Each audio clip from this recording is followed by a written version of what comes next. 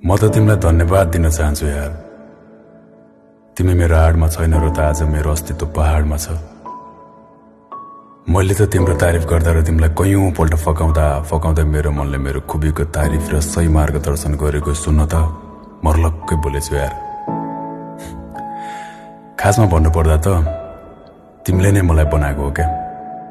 म कता कता यो चर्को गाममा मोह माया बन्द भड्किरहेको थिएँ, तर तिम्रो त्यो गलत मार्गदर्शनले नै मलाई पिपलको छायासम्म पुर्यायो।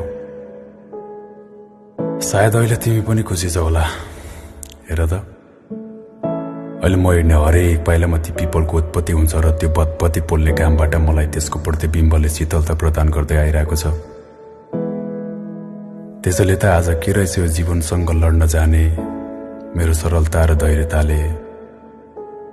यो समय भनेको त कच्चा बाटो जस्तै हो, उतार